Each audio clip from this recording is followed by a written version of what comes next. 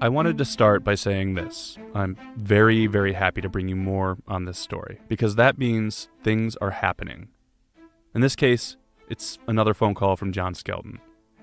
I've received many messages from people who are unhappy that we continue to talk about and with John Skelton. And we understand why you might take issue. Please know that we hear and see your frustrations. Tanya talked about this issue on Facebook very recently. She said, "Yes, there are some episodes that have John Skelton and also his family in them. Some have expressed anger that Channel 4 is giving them attention. But from my standpoint, it's not giving him or them attention. It's letting him and them speak their own views on the past 7 years. For me, by John Skelton and his family doing so, it shows how truly off the wall their theories and accusations are. By listening, you will hear the backstory before November of 2010. It will give you an in-depth look at the past 7 years of our life, myself and my family, of having my 3 sons, Andrew, Alexander, and Tanner, go missing. After listening, please share to your page so more can hear our story. Law enforcement believe the more who hear, the greater chance someone who may have seen something but didn't realize it will connect the dots and come forward with what they do know. Thank you, and always have hope." And those are Tanya's words. And as you've heard me say before, it's important to tell the whole story. So that's what I intend to do.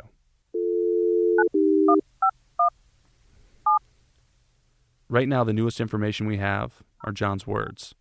His answers to questions that WDIV's Sandra Ali is asking him. If you made it this far, you heard his first talk with Sandra back in episode 11, and it was fascinating. When he called again, Sandra pulled no punches and asked the tough questions, thinking this might be our final shot with him. John seemed emotional at times. He seemed vulnerable. But when he started things off, it sounded like the John that we've come to know. Where did you go that morning? Oh, no, I didn't go anywhere. Someone else had my vehicle. I didn't go anywhere. You didn't? Sandra's asking John about the Black Friday morning drive. Police say John's cell phone registered in or around Holiday City, Ohio. John sticks to his story, saying that trip never happened. When I woke up to go to my aunt's, my cell phone was in the car, and I had someone staying with me that they left early. So I can only imagine they left. They went.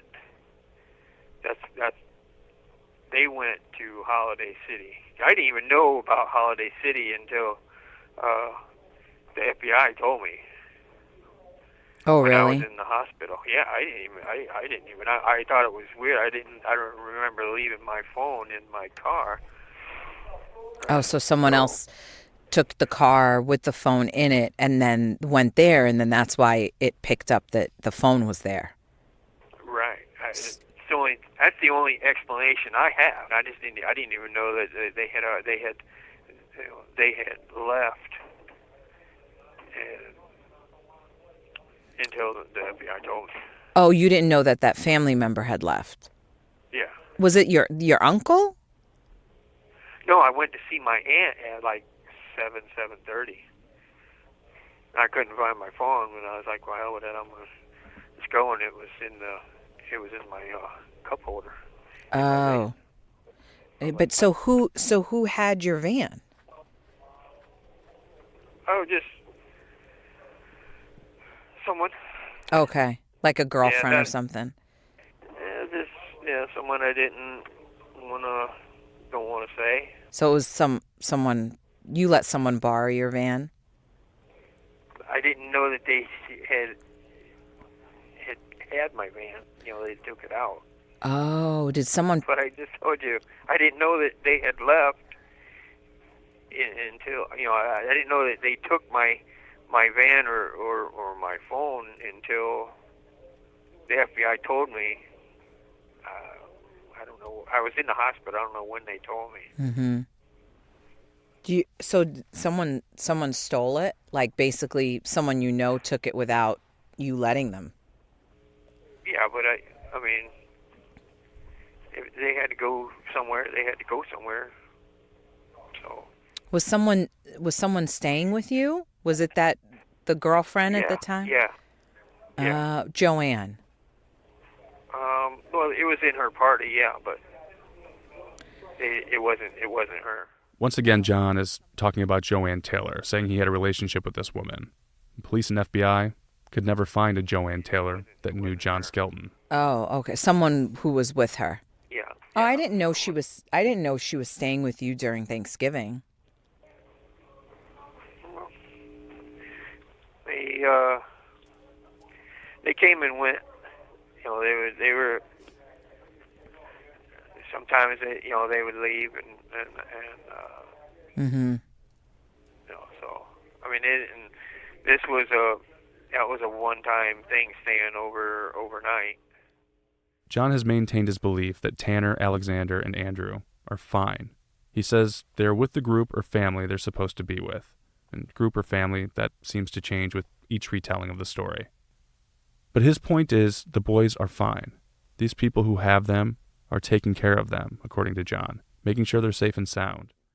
You said that you think the boys are okay, like that no one would have harmed them, like if in that other family, their new family.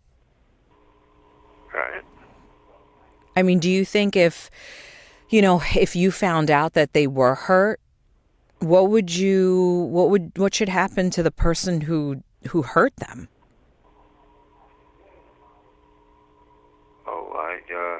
If I found out and I found him, I'd probably end up back in here because I'd hurt them. So you think that person who, God forbid, ever hurt them, they should be hurt? Well, yeah. Yeah. John says he's given the police every bit of information he possibly can. I've told them everything that I can remember. I've tried, I've helped, I've been cooperating. I've done everything that I can, and that I've told them things that I remembered. So, I mean, it's not like I'm just... You have 1 minute remaining. It's not like I'm saying, to heck with you. It's your problem, not mine. I've been helping them. I mean, but cooperate, trying to do something. You've been trying. I mean, John, did you hurt the boys to get back at Tanya? I didn't hurt them at all. Did you want to get back at Tanya for everything she had done? No, just like I told you, I didn't do anything to try to hurt Tanya. I still love Tanya. It was my mom who told me I had to stop saying that. Why did your mom tell you had to stop saying that? I don't know. Maybe she thought it sounded stupid, ridiculous, or made me look like an idiot.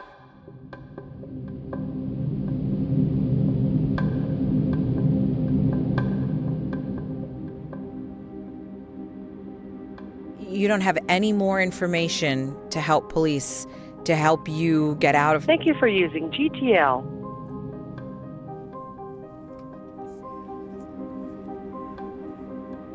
He's kidding.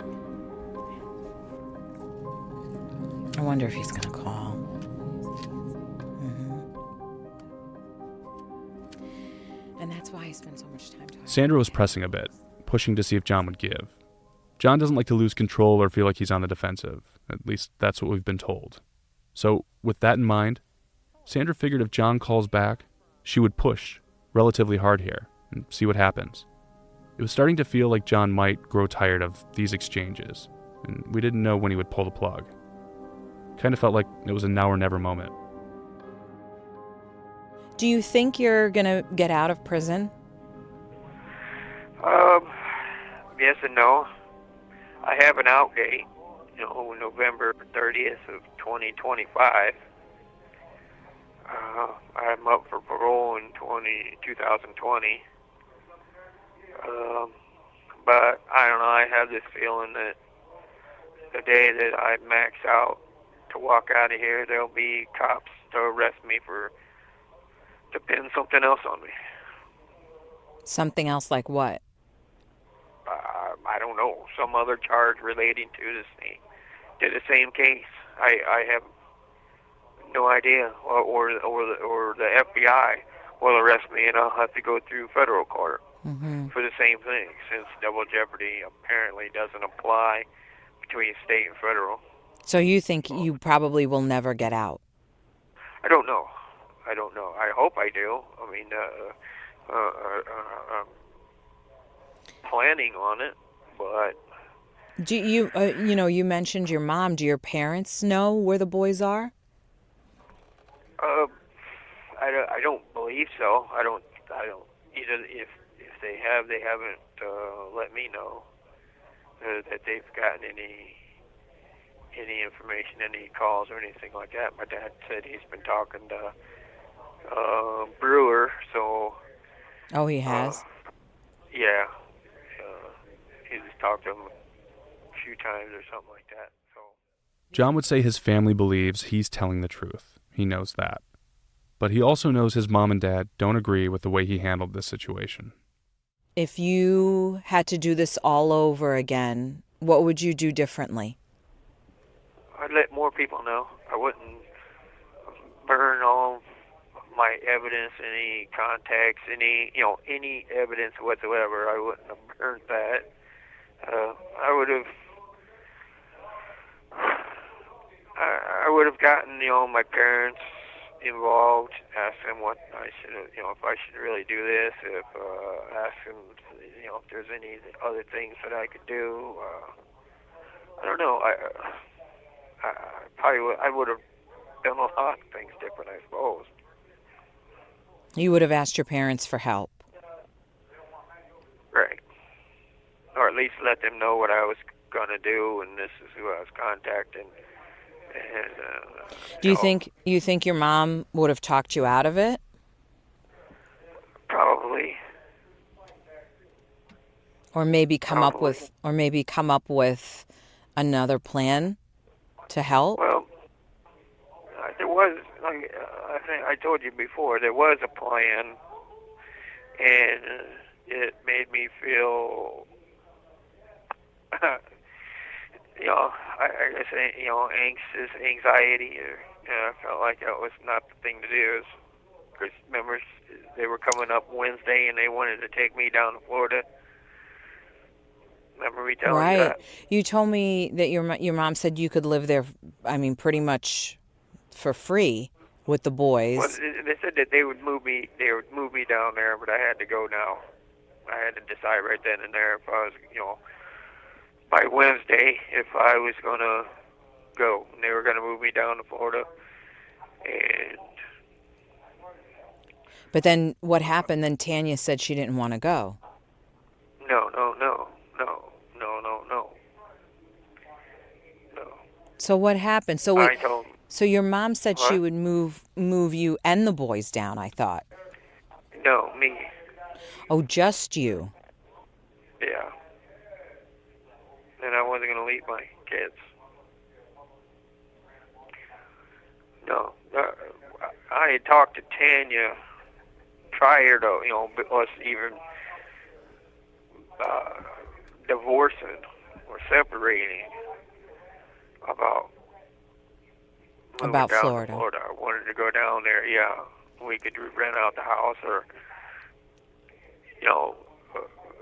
but we would be living down there at my dad's shop. We'd have a house down there. Right. And she said no because of the sex offender laws in Florida. Right, because she was afraid of waking up in the morning and having picket signs in her yard. Right. Telling her to move out or whatever. So I didn't realize your mom said that she would just move you down. Do you wish you had done that? No, that wasn't an option for me. It felt like I was running out of time, because I couldn't live there and couldn't hold a job. And, You felt like you were running out of time? I felt like I was running out of options. Yeah. I mean, because I'm just thinking, Florida, had you listened to your mom, you would have been without the boys, and now you're without the boys. So it's like either way, you're not seeing the boys. You're not with them.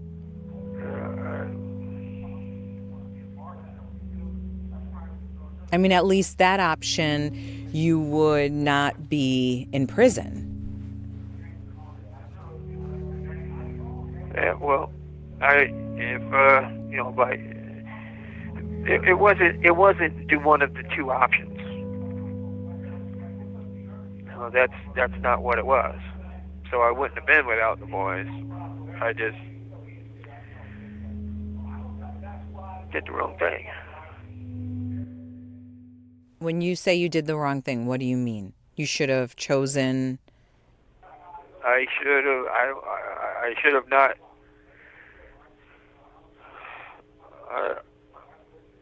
I should not have done what I did.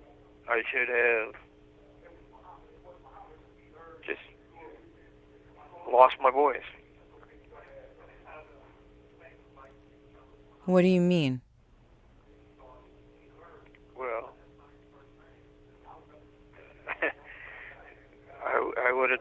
I should have just lived without my boys, and probably would have been the best thing to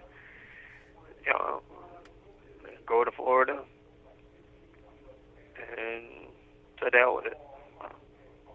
You mean you should have left and just lived alone in Florida? Like, I mean, that's what you want me to say, right? No. I'm asking you what you're feeling, because you said that's what you should have done, is just left.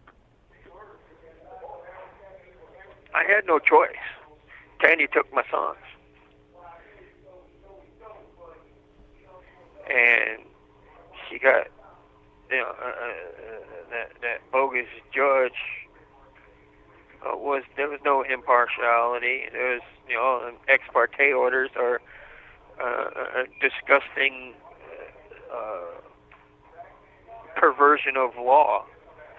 So, and because I've got a penis, I have no claim to my kids.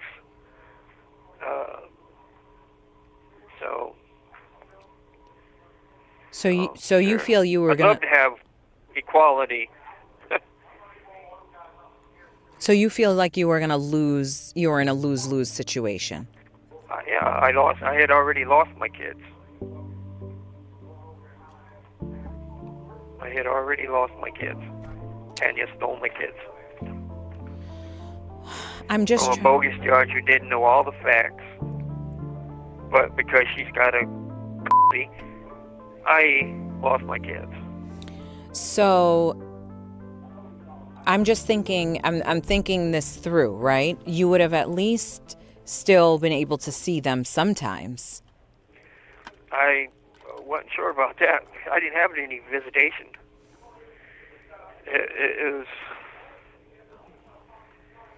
But you didn't have any visitation, but Tanya was still letting you, you had them. Like, she was still letting you see them from time to time.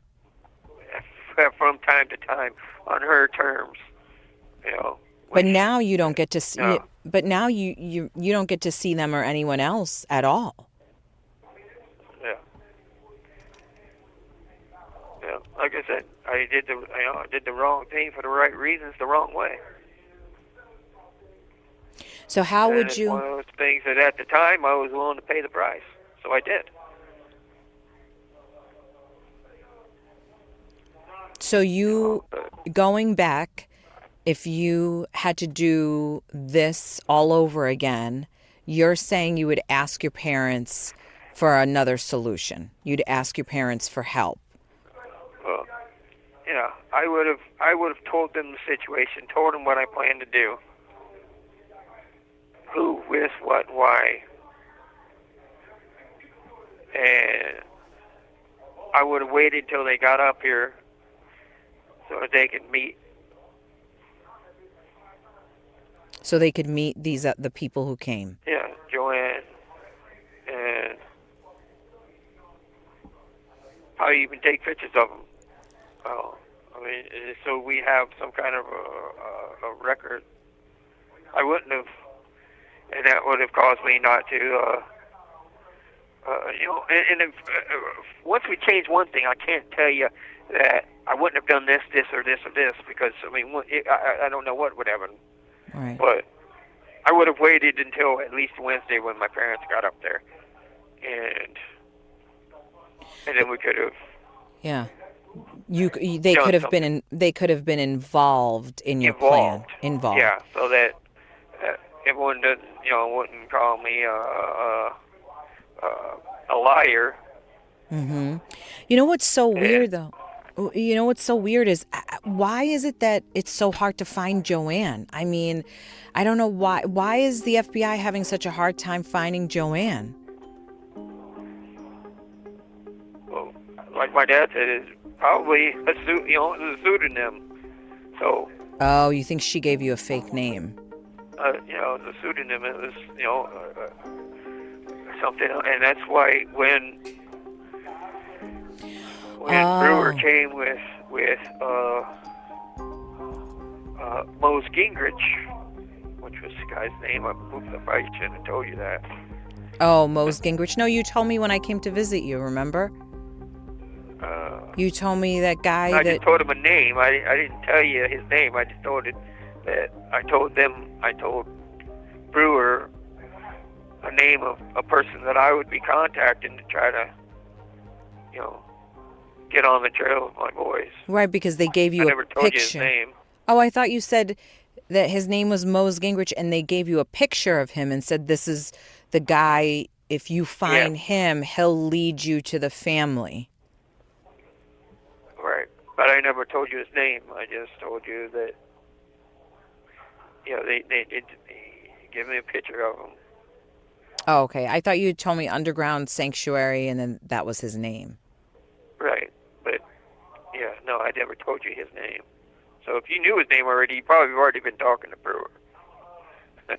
No. You mentioned his name when I came to visit you. You have 1 minute remaining. Well, it's time for me to go because I've got to showers and stuff. So. Thank you for using GTL.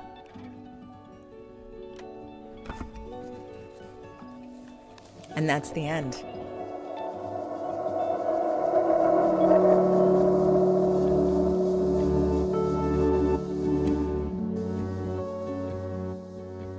So that's now 2 conversations with John Skelton. And it seems like he's really opened up to us. He's telling us things that we've definitely never heard before. And maybe nobody's ever heard before. Which got me thinking, has anyone heard this stuff before? Well, as always, there's only so much investigators can tell me. Lead investigator Jeremy Brewer can only tell me so much, as you know. But he was willing to concede this much about the phone calls with Sandra. He says, quote, John Skelton continues to never answer the tough questions. For years, he has skirted direct questions by the state police, and now he is doing the same with the media. Everyone involved with this investigation wants to bring the boys home, and it's sad that John Skelton doesn't share the same sentiment. John continues to lie and deceive. He's a narcissist, and this is very evident in his conversations with Sandra Ali. His world is closing in, and yet he cannot find it within himself to be man enough to be the father he claims to be. I will not stop until we know where the boys are, and John needs to get this through his head. I will be forever in his world until he does the right thing. End quote. Only time will tell what happens from this point, but we will continue to push and press for answers when we can. We will also continue to update you whenever possible. I appreciate you sticking with us. For more information, go to shatteredpodcast.com. Until next time.